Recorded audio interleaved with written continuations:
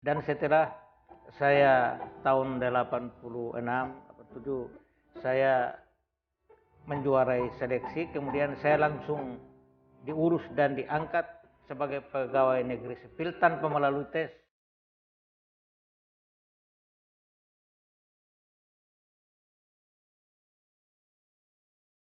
Sudah itu kita setelah hijrah ke Ternate kita mencoba bergabung dengan kegiatan-kegiatan Quran yang dulunya disponsori oleh almarhum juga Ustadz Abdul Ghani Rauf. Itu guru Ustadz. Ya, beliau juga artinya orang yang pertama sekali memberi spirit, dokongan, kemudian memberi pelajaran-pelajaran dasar tentang bacaan Quran ini. Itu ya dasar Al-Quran itu? Ya. Ustadz Ghani itu? Ustadz. Ya, Ustadz Ghani Rauf.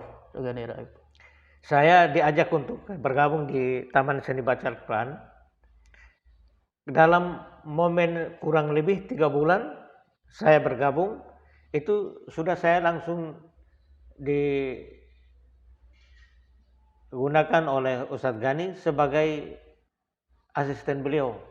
Dalam kurun waktu 3 bulan itu saya sudah asisten beliau ketika beliau tidak ada, didaulat jadi asisten. Asisten beliau, sehingga sering kalau beliau tidak hadir saya mengganti beliau. Saya mengganti beliau mengajar. Itu di usia masih sekitar SMP SMA. Ya, SMP SMA itu, SMA tahun 70 45 6 itu sudah SMP. Saya kebetulan jujur saja, saya tidak sekolah SMP. Ini kalau cerita ini lebih aneh lagi Pak. Tapi itu berkat Quran saya bisa menjadi pegawai itu. Itu nanti ceritanya lain itu. Berkah berkat Quran. Jadi saya itu ceritanya tamat SD itu tidak lanjut Pak. Karena memang keadaan kita di kampung tidak memungkinkan, apalagi kita cuma hidup bersama ibu. Jadi kita tidak bisa melanjutkan. Kebetulan ada teman kita nanti saya ikut, saya mau bergabung dan saya mau menyatakan saya sekolah, padahal tidak ada ijazah, tidak ada ijazah SMP saya. Makanya saya punya ijazah SMP itu tahunnya sama 2, SMP sama SMA itu 1 tahun. Maka ketika saya jadi pegawai itu orang heran, kenapa? Nah, itu saya kelakar saja. Begitu kalau orang bodoh kan mesti banyak siasat. Seperti itu tekniknya orang pintar sekolah. Makanya saya memiliki 2 ijazah dalam 1 tahun. Jadi ijazah saya itu ijazah SMP SMA itu 1 tahun. 1 tahun kedua tahun ajaran.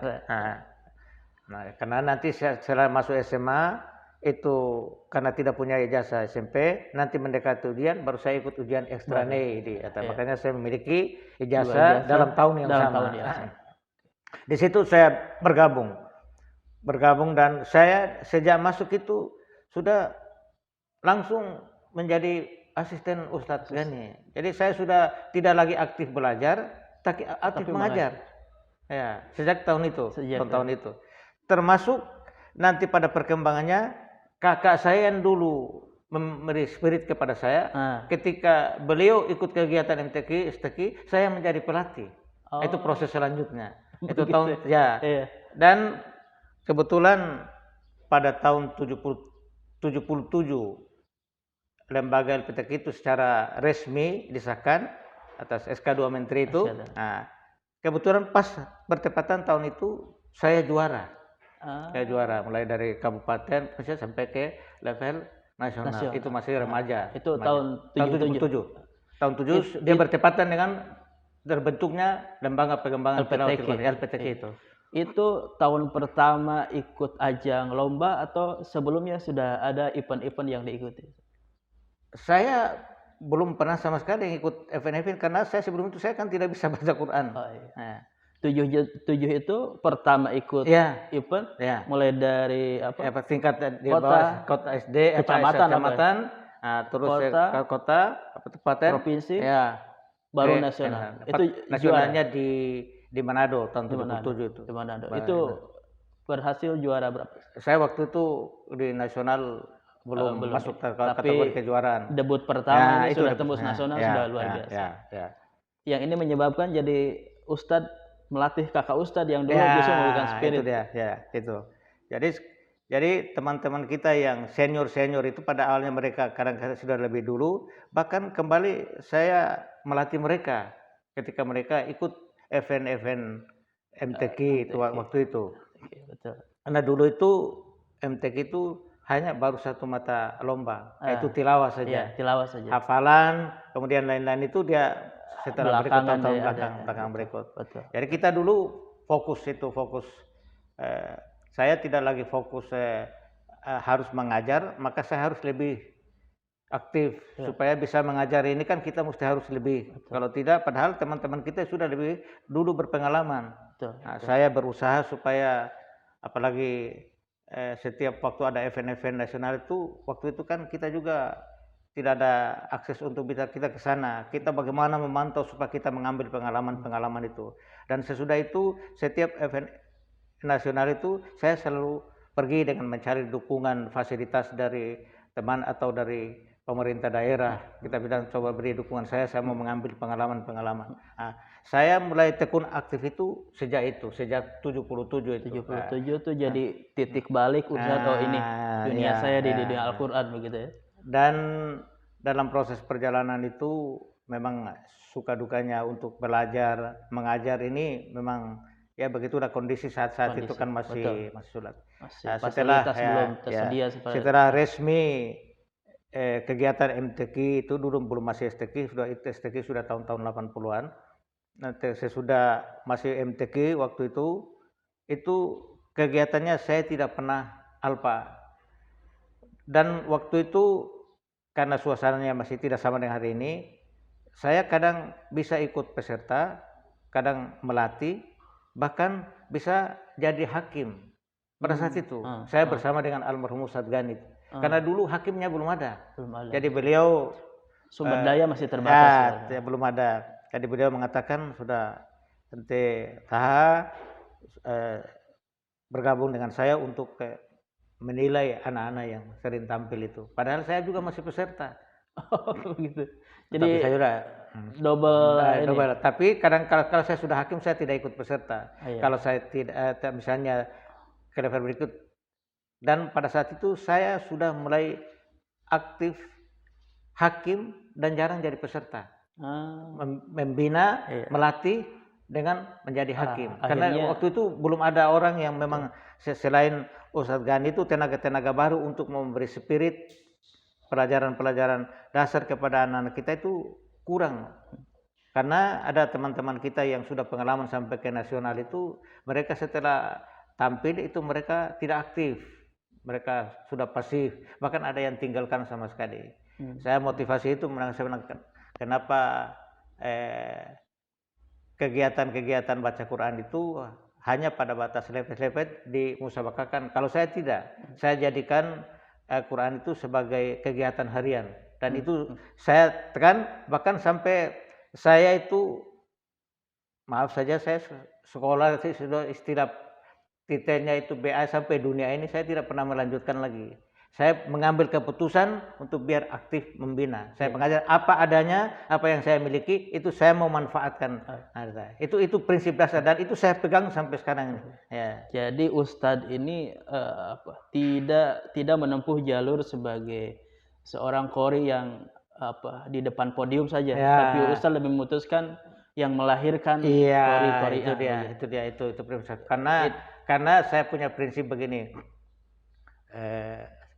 Nabi yang mengatakan khairukum man ta'allamal Qur'an wa 'allama. Saya pakai pedoman itu. Dan setelah saya tahun 86, 87 saya menjuarai seleksi, kemudian saya langsung diurus dan diangkat sebagai pegawai negeri sipil tanpa melalui tes. Mulai dari situ bahwa ini mungkin rahmat saya, jalan saya. Sehingga mulai dari situ saya tidak pernah berhenti. Karena dengan jalan Quran, bayangkan sekolah juga tidak betul, keadaan juga tidak memungkinkan untuk itu.